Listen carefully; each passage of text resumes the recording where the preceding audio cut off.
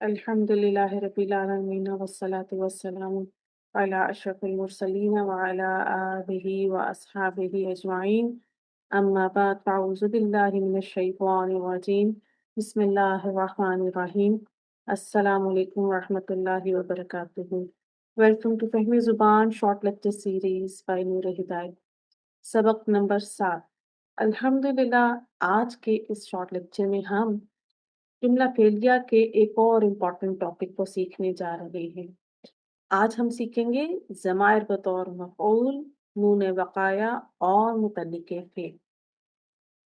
کیا آپ جانتے ہیں کہ عربی میں اس نے اسے مارا صرف 2 الفاظ میں کہا جا سکتا ہے، اور یہ بھی کہ بعض اوقات مفعول پورا اسم نہیں بلکہ ایک چھوٹی سی ضمیر بن کر فعل کے ساتھ چپک جاتا ہے. آج ہم سیکھیں گے مفعول ضمیر کی صورت، نون وقایا کیا ہے، اور جملہ فعلیہ میں متعلق فعل کہاں آتا ہے.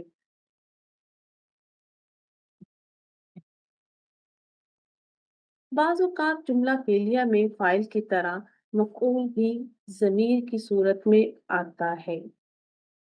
کیسے؟ ایک سادی سی مثال لیتے ہیں. حامد نے محمود کو مارا. ضرب حامد محمودا.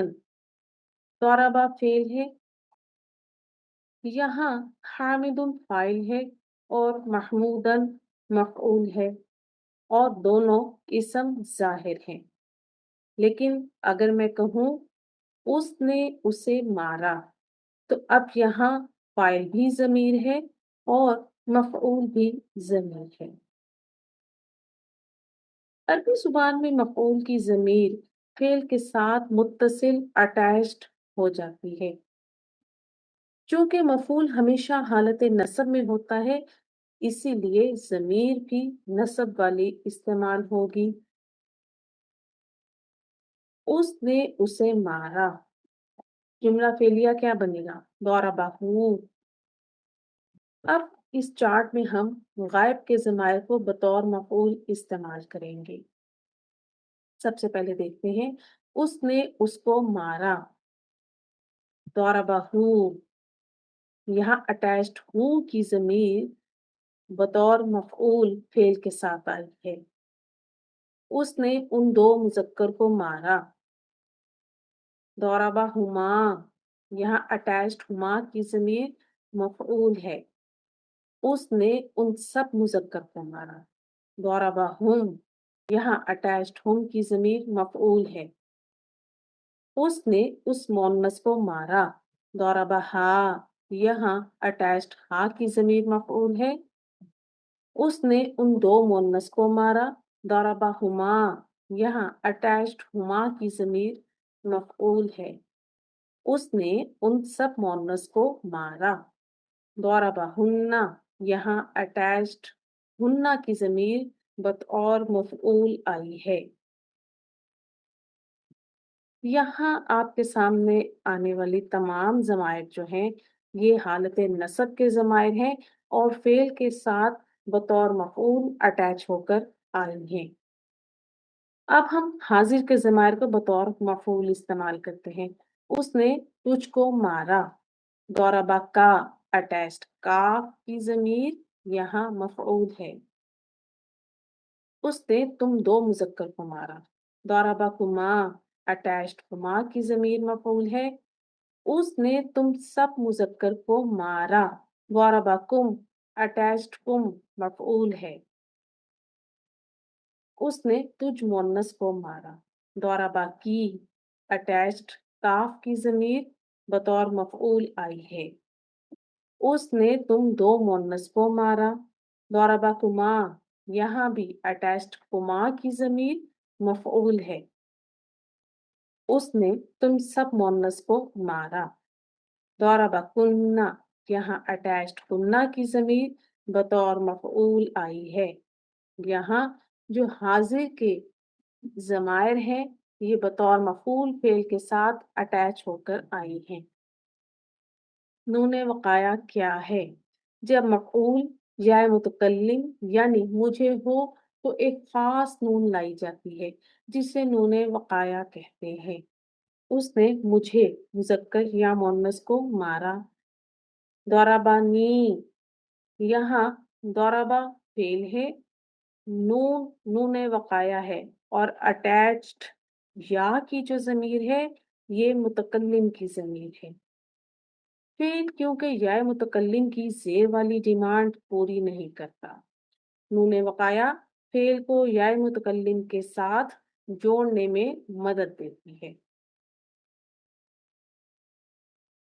اگر مفعول جمع متکلم ہو، اس نے ہم دو یا سب مذکر یا مؤنث کو مارا۔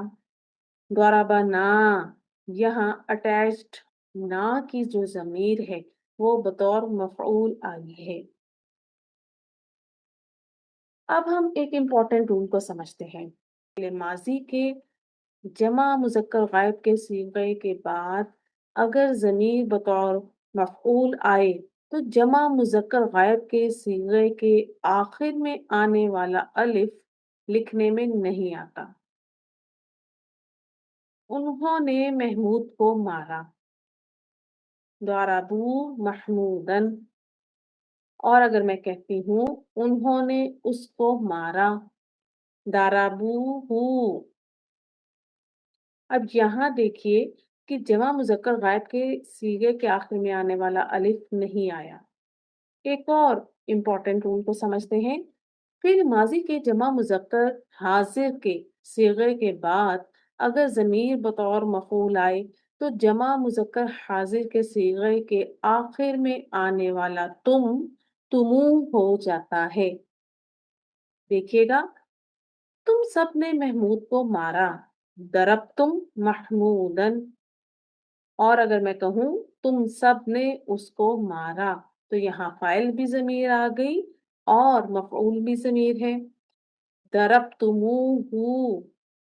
اب یہاں دیکھیں، تم سے ضربتموہ ہو گیا کیونکہ ہماری جو مفعول ضمیر ہے وہ اٹیچڈ ہو کر آئی ہے۔ فاعل ظاہر اور مفعول ضمیر ہو تو جملہ فعلیہ کی ترتیب کیا ہے؟ فعل پلس فاعل پلس مفعول۔ تو یہاں ہم ایک اور امپورٹنٹ بات کو نوٹ کرتے ہیں کہ اگر فاعل ظاہر ہو اور مفعول ضمیر ہو تو مفعول ضمیر فعل کے ساتھ اٹیچڈ ہو جاتی ہے۔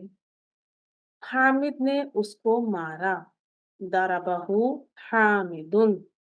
یہاں مفعول ضمیر فعل کے ساتھ متصل اٹیچڈ ہے۔ اب آخر میں ہم متعلق فعل کو سمجھ لیتے ہیں۔ بعض اوقات جملہ فعلیہ میں فعل، فاعل اور مفعول کے علاوہ بھی کچھ اجزاء ہوتے ہیں جو فعل کے بارے میں مزید معلومات دیتے ہیں، انہیں متعلق فعل کہتے ہیں۔ جیسے میں کہوں خالد کرسی پر بیٹھا، جلس خالد علی الکرسی، یہاں علی الکرسی، یہاں علی الکرسی متعلق فعل ہے۔